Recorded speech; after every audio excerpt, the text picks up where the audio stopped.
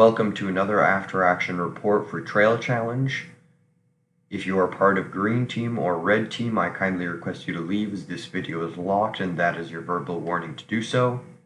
If you are new to Trail Challenge, it is an ongoing event where teams try to take control of an entire map with the Risk-like rules, but where the combat takes place on the actual maps by creations built by the teams.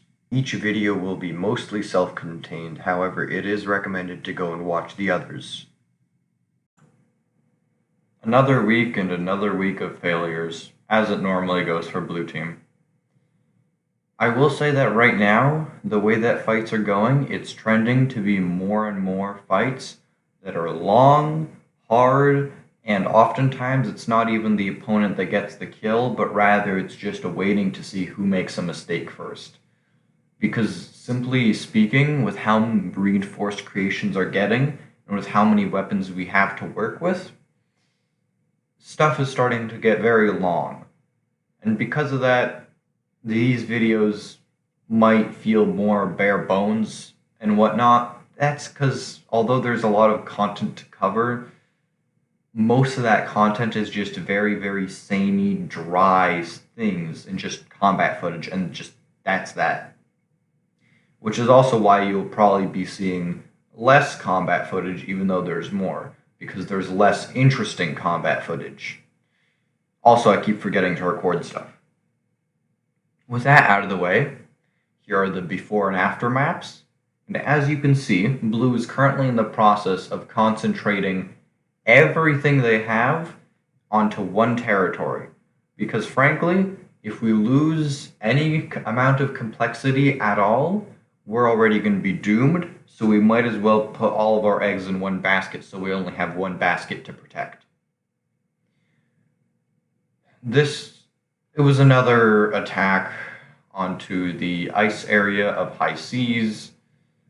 Red Team was defending using one aerial, I think they called it the Manta Ray.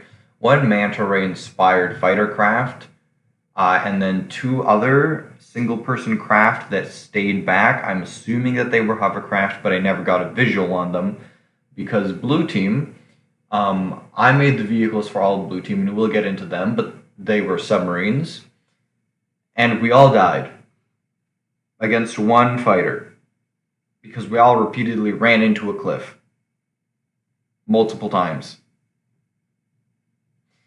So the problem is, when you're going fast underwater in a submarine on a map like High Seas where there's a lot of cliffs, underwater cliffs and spikes and whatnot, and also when you're repeatedly hopping out of the water and gliding through the air temporarily, it tends to be very hard to avoid landing directly into a cliff.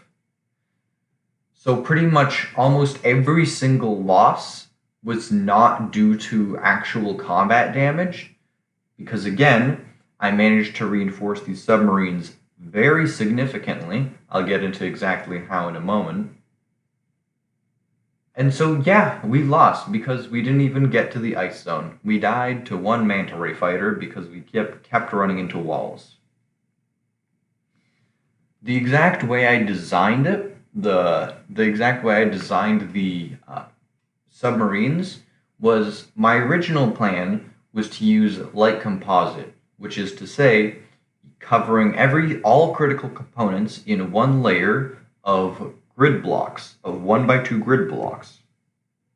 Because the thing is, when you're talking about lasers and you look at the charts, it becomes less and less about using blocks that are more armored, and it becomes more and more about just having the sheer amount of blocks. They don't even have to individually be good at armor, it's just quantity over quality when fighting lasers.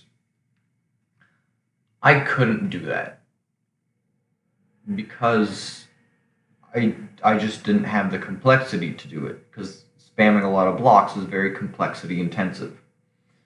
So I kind of had to go with a very, very stripped down version of what I wanted to do. Instead of going for 1x2s, I went for 1x4s, 2x4s, and a couple of shield pieces here and there, with also the usage of because I couldn't cover the entire seat and all the internal components, I had to pick one set of components that I can put on the outside, which I'm not too worried about them getting damaged, and ones that I can control, even if I lose half of them, and ones that I can add redundancy to. So what I ended up doing was I ended up covering the entire outside with a layer of propellers, underwater propellers. Because I was capped by the speed limit, I could have many more than I needed and effectively use those like armor without losing much. And even if I did lose a whole bunch of propellers, because of how aerodynamic I made it, it still went decently fast. So it was overall very effective. I did use gyros for all the turning. And I covered the main seat, which was in the center, with a layer of 2x4s, which was as reinforced as I could possibly get it for the complexity I had. It managed to tank a direct large cannon shot at one point during testing, and honestly, that's as promising as it's going to get. For armaments, each one had one cannon and one laser. I did bring out a larger special version at one point, and that one had, if I remember correctly, 2 lasers. Oh, and also the nose of the craft was very reinforced, so it could take quite a beating. And as the submarine was designed to approach the enemies head on, this was pretty much a requirement. Now, there is one piece of good news for Blue Team. It's that we got a new member. This time, his name is Burdock. At least I think that's how you say it, or at least that's his Discord name. Anyway, he is somebody who actually knows Trailmakers PvP. He's someone who actually dogfights quite regularly and is good at it. Which is very good, because I build good. I cannot fight good. Huey has lag issues. Radon can't really show up.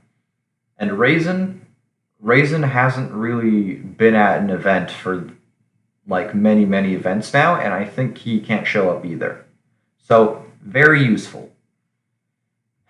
But yeah, we ended up losing.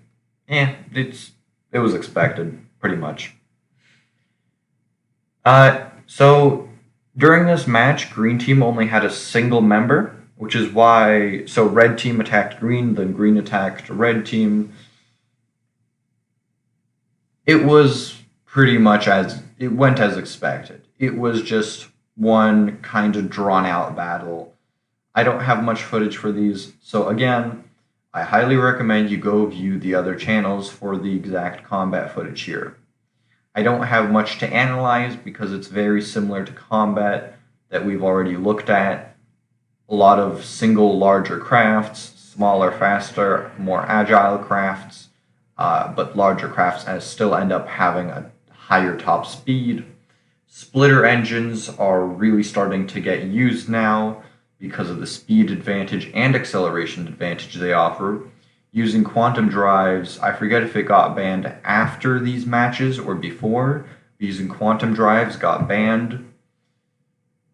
And overall, that's what happened. As you can see here on the maps, Green Team lost, some territory traded hands, and that's that. And that's the end of the video. I'm probably going to upload the submarine, probably the most basic version at the very least. But yeah, goodbye.